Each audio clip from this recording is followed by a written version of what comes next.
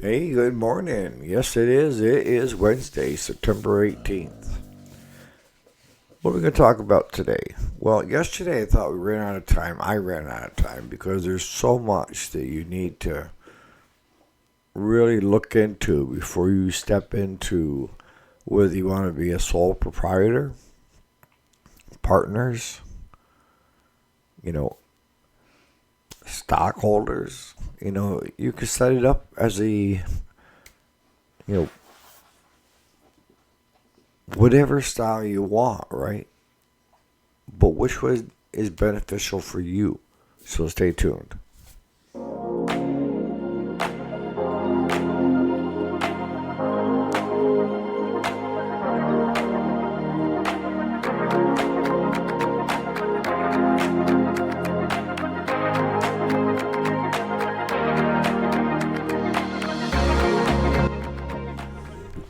Alrighty, welcome back. My name is Eric, and yes, this is the weekday, Monday through Friday. Today is Wednesday, the 19th of September, 2024. Going into the fall. Leaves are changing.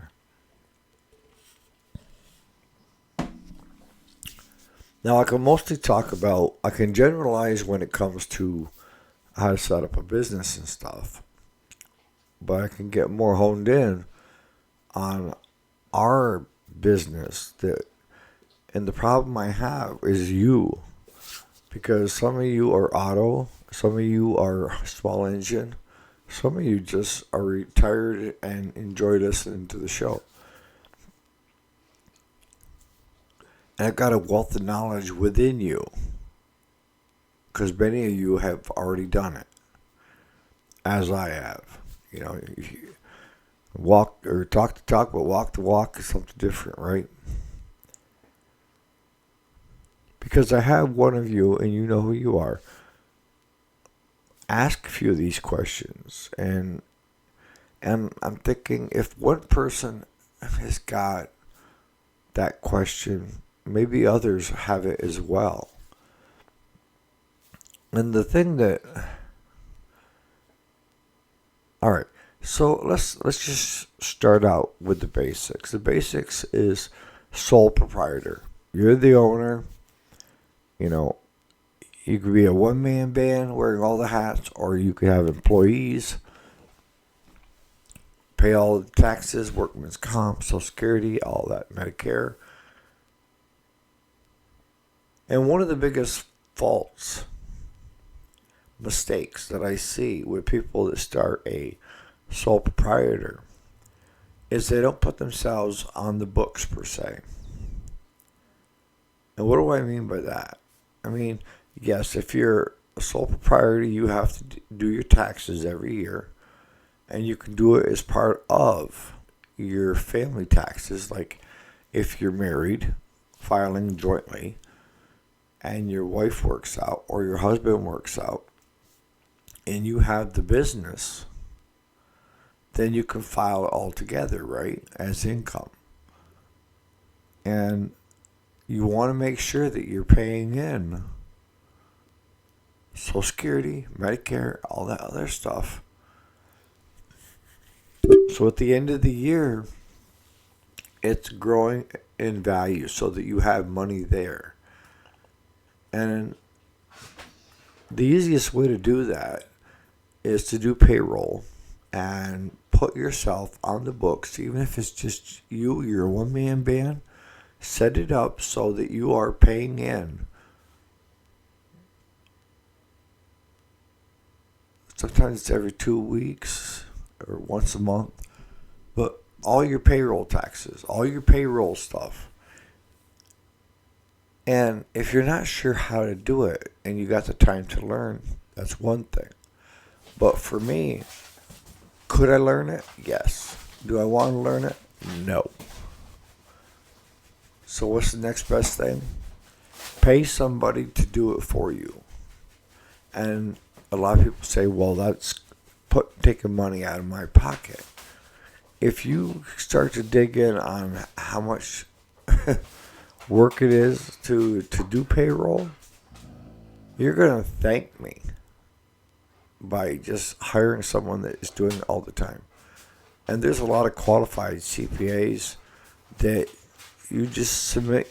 If you're a steady 40-hour work week, then they'll just send you all the payroll stubs, and you can write your own check to yourself from the business. That's what I would say would be the smartest thing you could do. Even if you're in your 30s and 40s, you're not looking at retirement, but it will come faster than you think. And then when you want Social Security, Medicare, and all the other good stuff, you won't qualify for it because you never paid in. And I understand the date is getting further out, right? But the average workforce age is getting further out, right? People that still have to work after getting their Social Security. The rate of inflation is traveling faster than what they can afford. So, what are the benefits of being a one-man band or having a partner? One-man band is you don't have to have anybody second guess you. You don't have to ask anybody how you want to do things.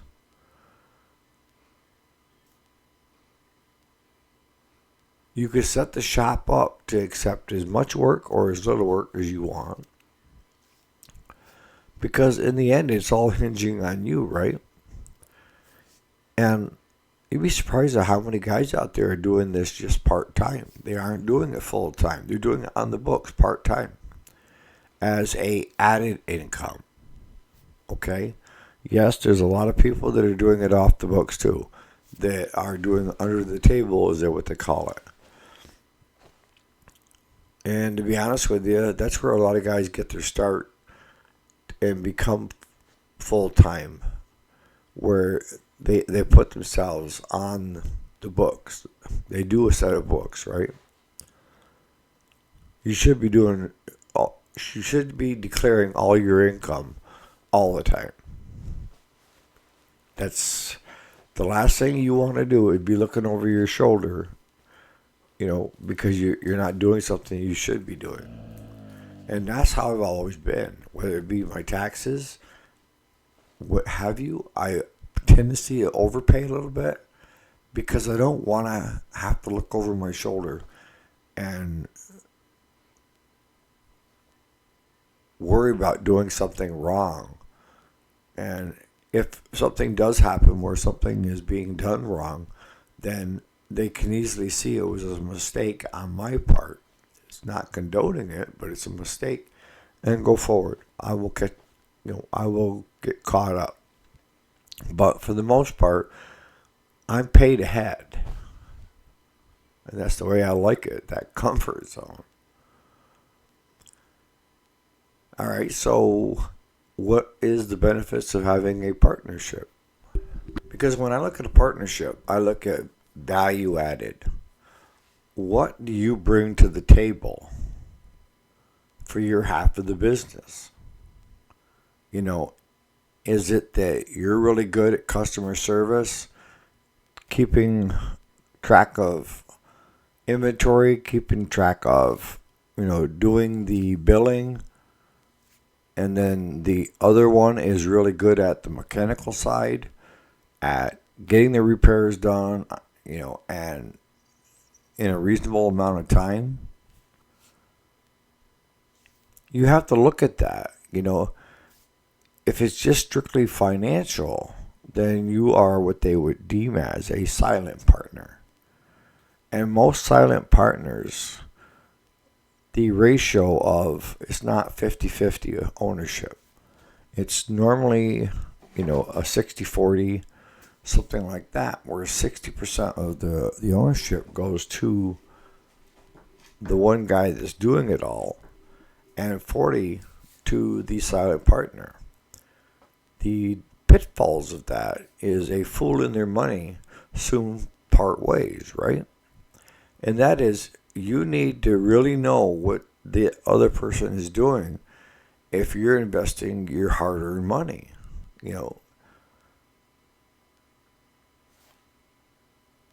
for me, it would be very hard for me to become a silent partner with somebody because people that are business owners are kind of hard-headed. Let's admit it.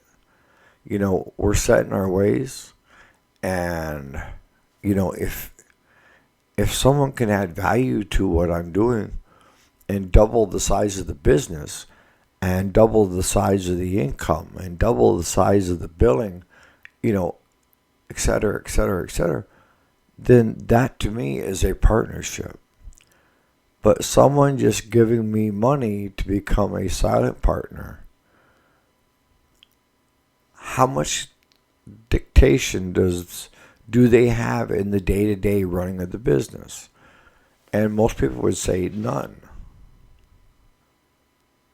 Because I'm still 60% owner, right? If I'm the one that's running the business, and then if I'm the guy that is putting up money for the 40%, I'll tell you, I really want to look at their books. I want to know where that money's spent.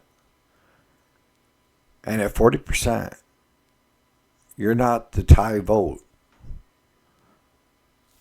The other partner can do as they please with your money. You may put strings attached to it,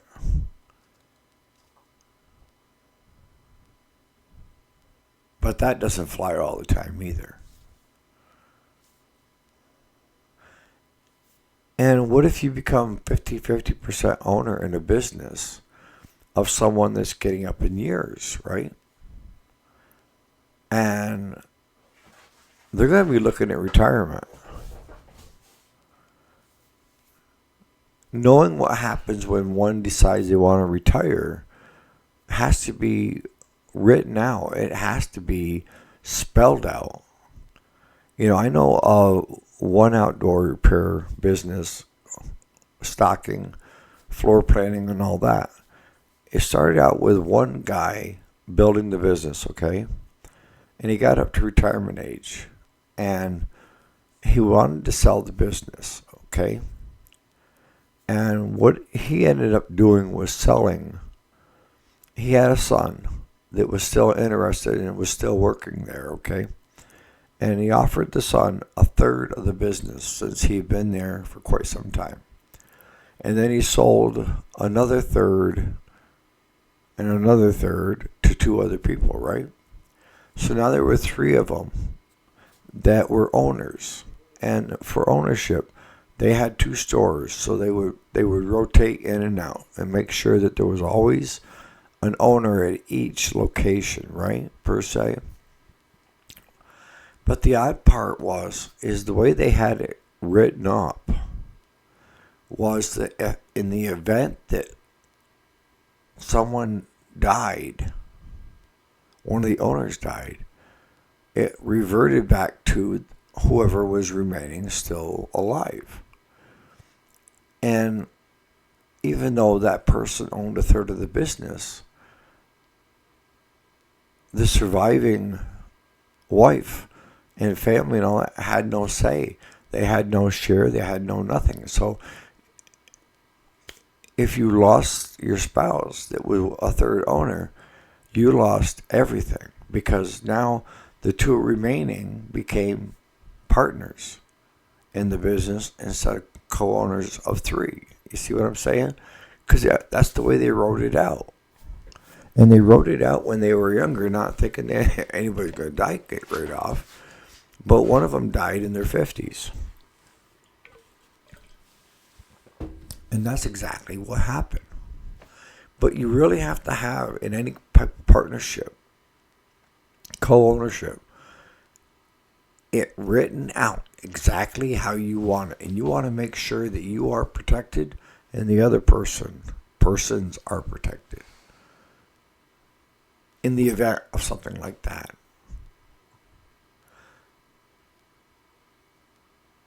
I really thought the family of the one partner should have had at least a buyout. That the other two had to come up with the money to pay off the third remaining spouse and stuff. But that's not how they had it wrote. It's not how it was written.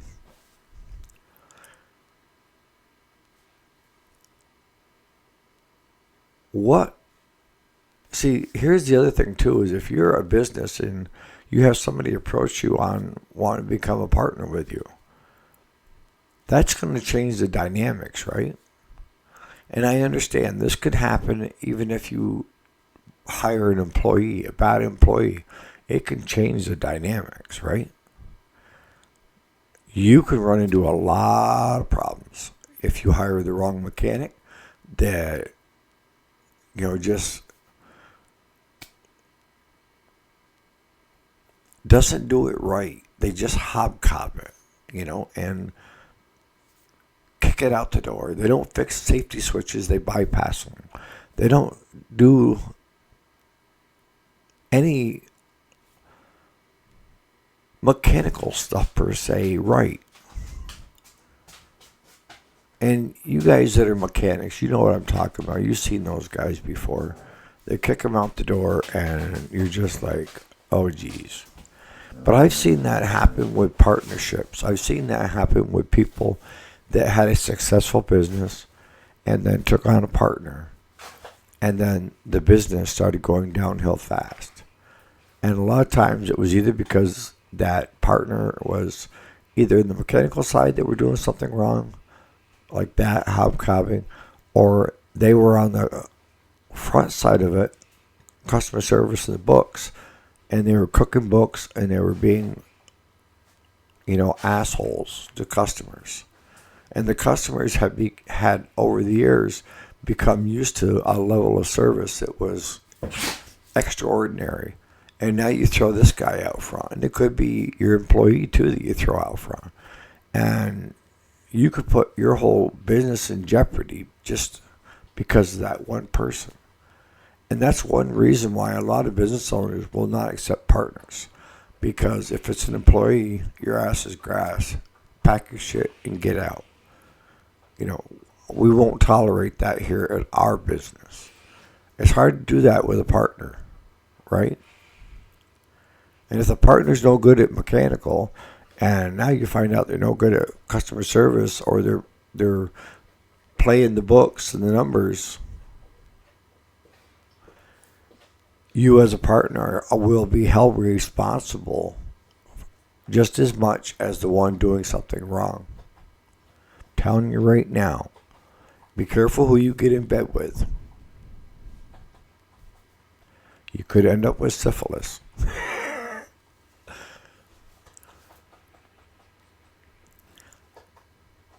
But what are the reasons you would want to add a partner if you're later in life? And I don't know of too many. If you've been doing it as a one-man band for a long time, not unless, you think you can expand the work, or you have so much work that you could use an extra person. But wouldn't you just hire somebody to fill that need versus bringing someone in as a partner? I mean, yes, if you bring someone in as a partner, you now reduce in half, what you may have to come up with. And maybe it's more comforting to have a partner if they bring something that's value added, right? As I was saying yesterday, if I wanted to become a partner with another small engine repair business, somebody that's older, what could I bring to the table? And the things that I could bring to the table to help that owner out, become partners, is one, my IT background. And I stay current. You have to. If you step out for a couple months, you're behind the learning curve because everything is changing so rapidly. So you want to adapt all the newest stuff out there. And when I say the newest stuff, I don't mean to jump on the bandwagon when it first comes out. Before I started a business, I used to do that because I didn't have anything to lose. But if you're going to implement into a business, you want to make sure to get the bugs out of it. And I used to be one of the guys that got the bugs out of it for them. But you're offering, everything from developing Facebook pages and maintaining them, websites, e-commerce, online, the venues, collecting, how you collect money, you know, everything from PayPal to Vero to Visa, MasterCard.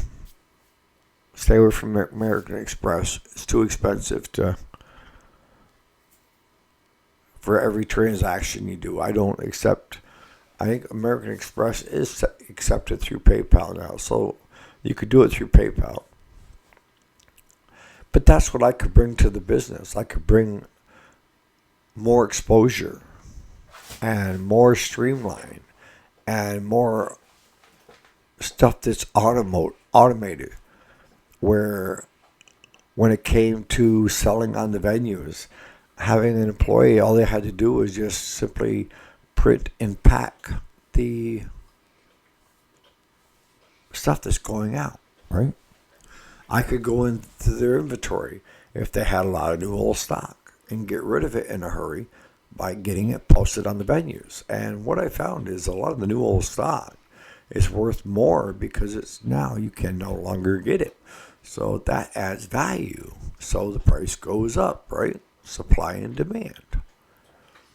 And that's what we're doing tomorrow is, I hate to see it, but another shop is hitting the dirt and going under. And they're having a fire sale, an auction.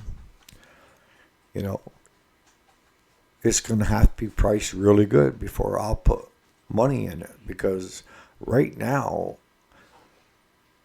you don't want to carry any debt. You also don't want to carry a lot of inventory that is not selling, right? But no matter how you decide on the business, it takes a lot of time. And I would actually get a CPA involved, talk to them on the best way to set the business up and how to do things.